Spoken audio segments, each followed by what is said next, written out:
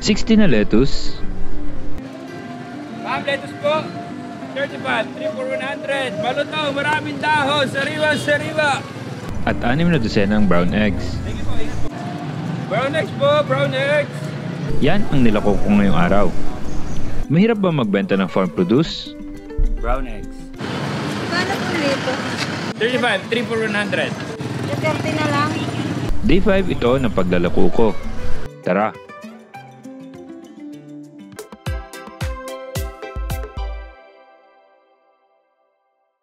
At syempre, katulad ng pangako ko, last na lako natin, mas dadamihan ko ang dala ng lettuce. Kasi nabibitin ng mga tao eh. At ilan yung ating lettuce na dadalhin? Mamaya, ipack muna natin ito mga tao. Maaga akong pumunta sa farm para i-prepare ang mga dadalhin natin. Ang lettuce ang pinak namin.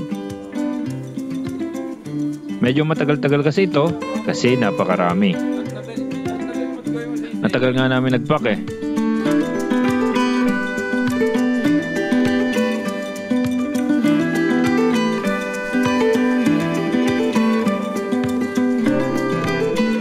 Ang lettuce naming malaki, maraming dahon, malutong, walang pait. Paano nyo nakukuhang tumawad pa sa 35 pesos para dito? Sulit na to. Grabe. Grabe naman yan, insan. At unti-unting napuno ang dalawang tuna box natin.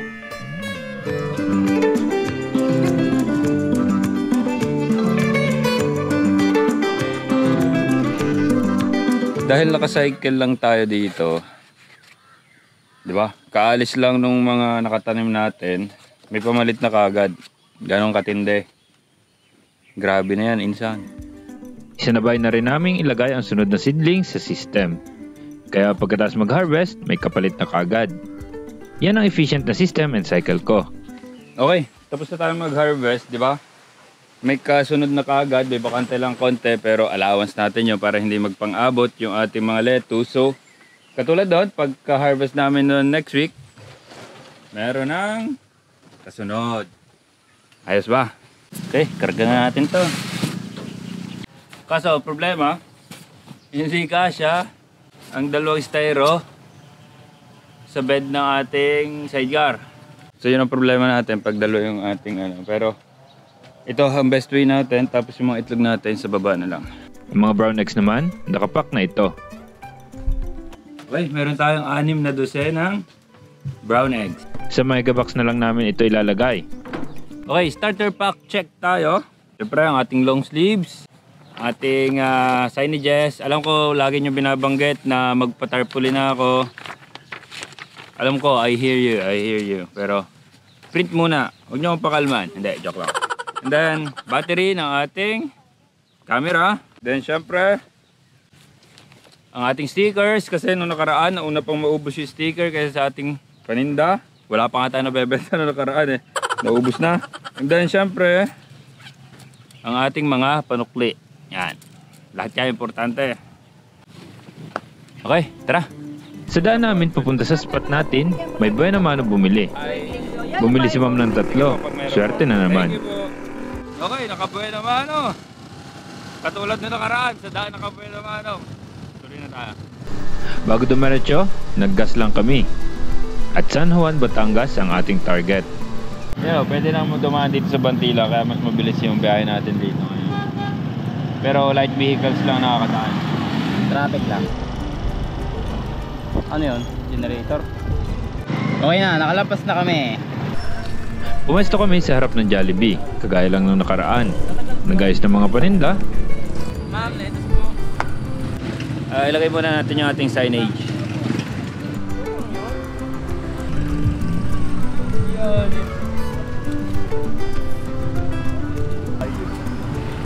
Ang aking pinsan dito. Hello! Hi! Na-vlog pa. Bibili to na madami. Isa sa unang bumili sa amin ay ang aking pinsang buo, ang Kuya Babet. Swerte naman kasi sunod-sunod na mga bumili. Isa lang ma'am. Medyo mainit ngayon sa pwesto natin ha. Kailangan maging bibo sa pagtawag. Ma'am, lettuce po. 35, 3 for 100. Malutaw, maraming dahon. Sariwa, sariwa. Kasi 60 cups ang uubusin natin in 2 hours. Dumaan na maraming sasakyan at maraming tao.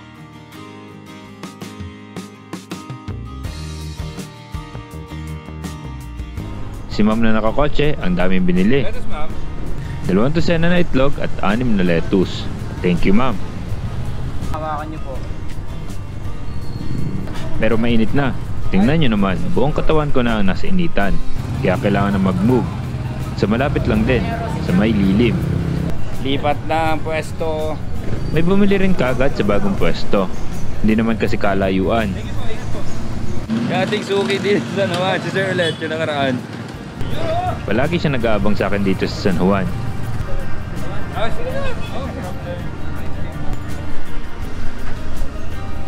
May bumili rin na crew ng Jollibee.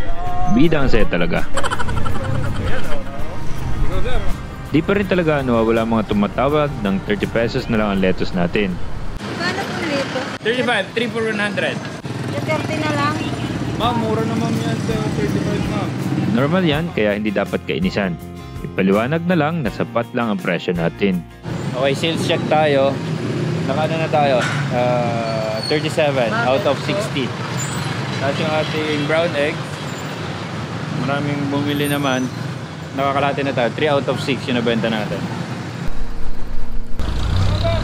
Brown eggs! Ma'am, lettuce ma'am. Ay po ma'am, 35 lang po ma'am. 35, 3 for 100.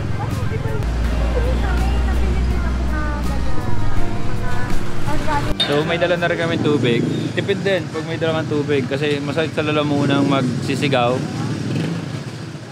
Hindi kasi yung nasigaw si Jampol eh. Ako lang ang nasigaw dito eh. Sample lang mga Jampol na pagsigaw.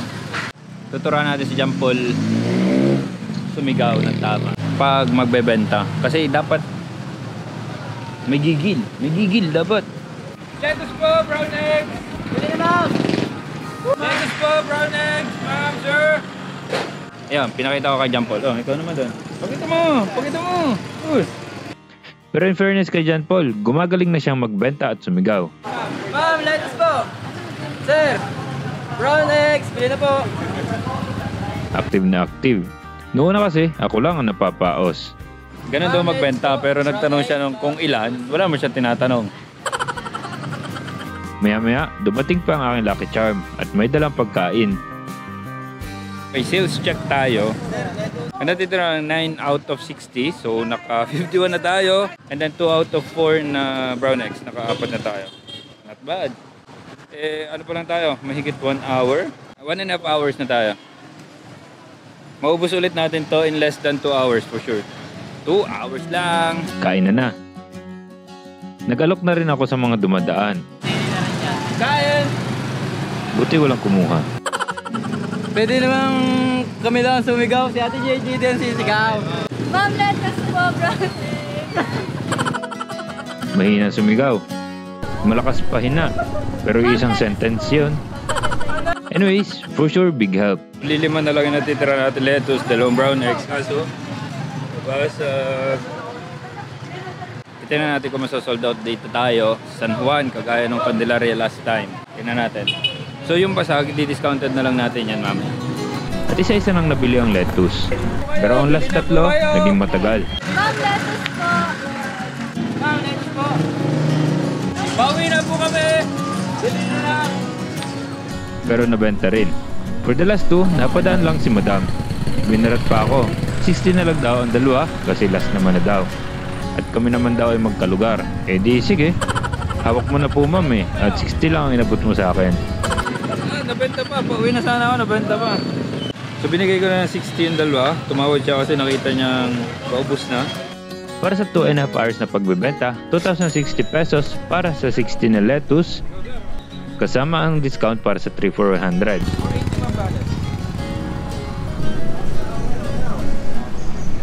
And then yung ating apat na dosena itlog na nabenta is 560 pesos at ang total sales natin is 2,620 pesos for 2.5 hours. Yan. Siguro hindi pa ulit ito yung huli natin benta dito sa San Juan, Batangas. Siguro magtatry pa rin tayo sa ibang lugar pero yun na lang muna ngayon. Maraming salamat, subscribe and peace.